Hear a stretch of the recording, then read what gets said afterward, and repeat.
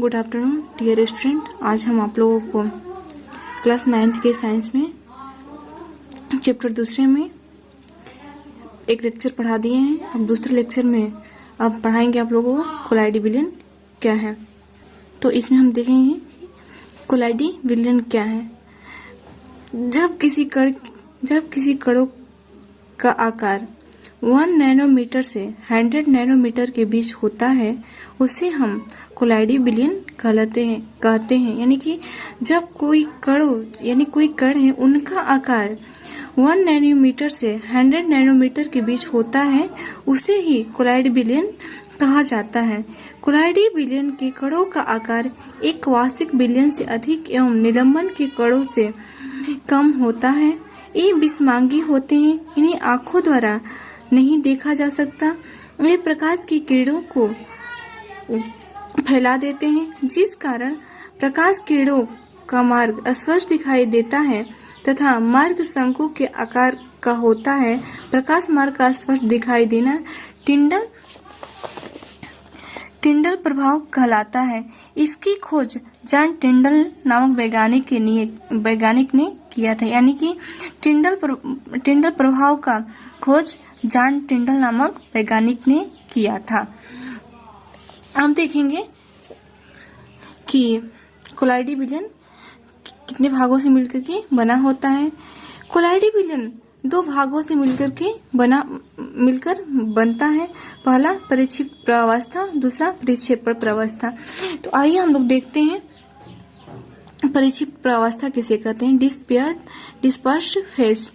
विलयन में विलेय पदार्थ के समान वह घटक जिसमें विलेय के कणों का आकार कोलाइडी कणों के आकार 10⁻⁻7 सेंटीमीटर से 10⁻⁴ सेंटीमीटर तक के मध्य होता है उसे ही परिक्षिप्त प्रावस्था कहा जाता है।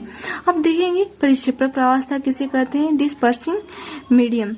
विलयन के विलायक के समान वह घटक जिसमें परिक्षिप्त प्रावस्था के कण वितरित रहते हैं, जैसे धुआं निम्न 2 घटकों से मिलकर बनता है।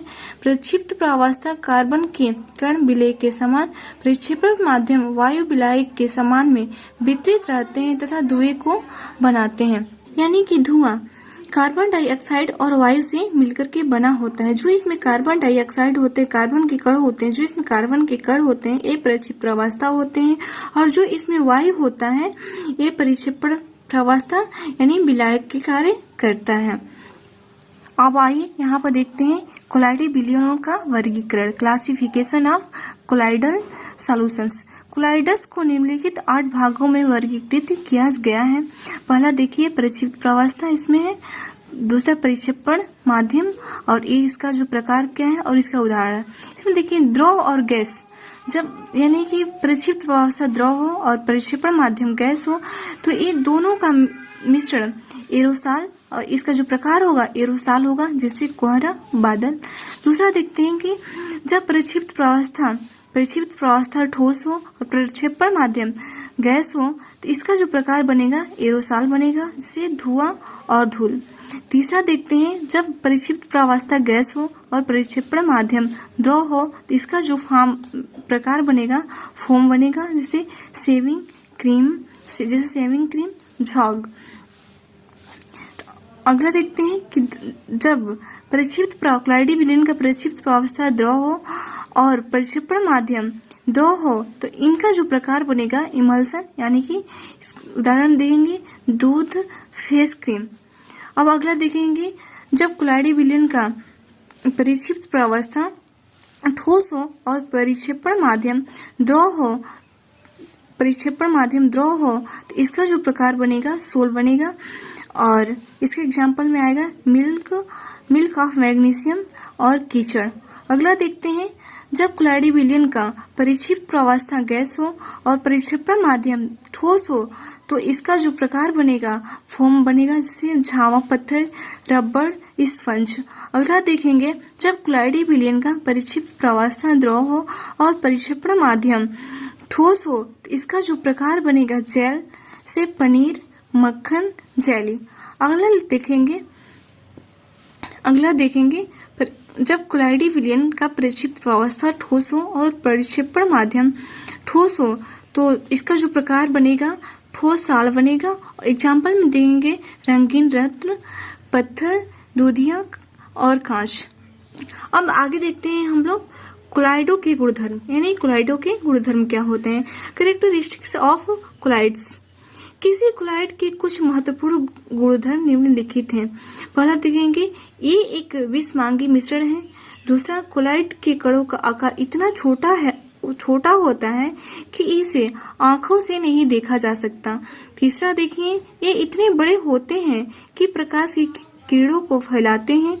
कोलाइडी के कण टेढ़े मार्ग में गति करते रहते हैं, इसे ब्राउनी गति भी कहते हैं। यानी कि जो कोलाइडी के कण होते हैं टेढ़े ही मार्ग में गति करते हैं, इसलिए इसे ब्राउनी गति कहते हैं। आइए स्टूडेंट इसमें देख लेते हैं ब्राउनी गति किसे कहते हैं। नहीं, ब्राउनी गति होती क्या है।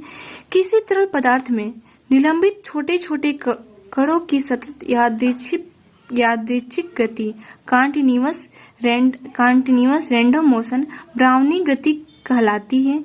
ऐसा इन कणों के तरल पदार्थ के अणुओं से लगातार टकराने के कारण होता है। इस परिघटना को सर्वप्रथम ब्रिटिश वनस्पति शास्त्री आर ब्राउन 1773 से 1858 में ने पराग कणों का अध्ययन करते हुए प्रक्षेपित किया। इस प्रभाव को किसी गैस में निलंबित धुएं के कणों में भी देखा जा सकता है। यदि इन्हें शांत छोड़ दिया जाए तो ये तल पर नहीं बैठते, इसलिए ये अस्थायी होते हैं। अगला देखिए, ये छानकर विलयन से अलग नहीं किए जा सकते, किंतु एक विशेष विधि अपकेंद्रीय विधि द्वारा पृथक किए जा सकते हैं। यानी कि जो कोलाइडी विलयन को अपकेंद्रीय विधि द्वारा अलग किया जा सकता है। डियर स्टूडेंट, आज के लिए इतना ही। आगे हम अगले लेक्चर में बताएंगे। आज के लिए इतना ही। Thank you class.